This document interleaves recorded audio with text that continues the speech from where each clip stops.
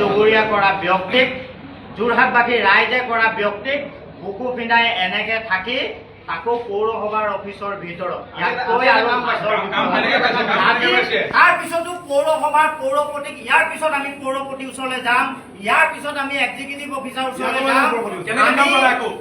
মানৱীয়তাৰ খাতিৰত সন্মান সহকাৰে তথ্য সহকাৰে এটা ২ নম্বৰী চেকা লাগি থকা ব্যক্তিজনক এজন ভাল ব্যক্তি হিচাপে প্ৰমাণ নোহোৱালৈকে আমি কৈছিলো কোনো ধৰণৰ ঠিকা টুপলি দিব নালাগে, আৱণ্টন দিব নালাগে। আজি 6 মাহ হোৱা নাই, 6 মাহ নহওঁতে পৌৰসভাই কেনেকৈ সুবিধা প্ৰদান কৰিছে। আজি 6 মাহ নহওঁতে পৌৰসভাৰ গুৰুত্বপূৰ্ণ অফিচত এনেধৰণৰ সন্দেহযুক্ত এনেধৰণৰ ২ নম্বৰ ব্যক্তি কেনেকৈ সোমাবলৈ পালে।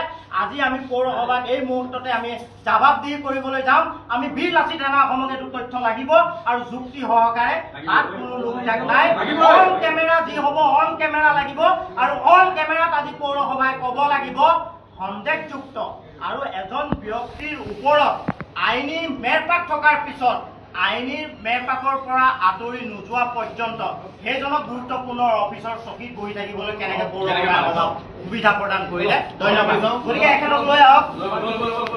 আমি আশাবাদী আশা কৰিছো যিজন সন্দেহযুক্ত ব্যক্তি সেই ব্যক্তিৰ পৰা মন্তব্য নল'ব, নিৰপেক্ষভাৱে কৰক। আজাদ চৌধুৰী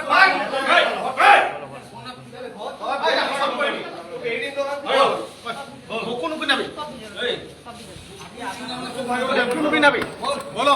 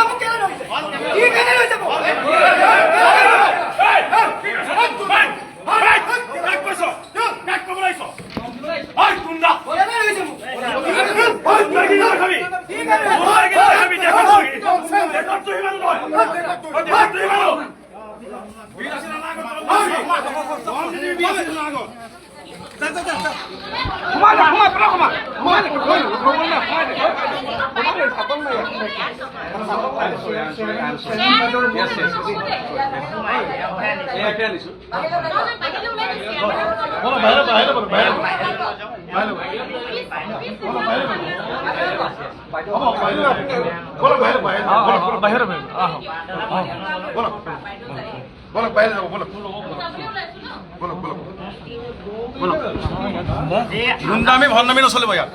আজাদ চৌধুৰীয়ে গুন্ডামি নহ'ব।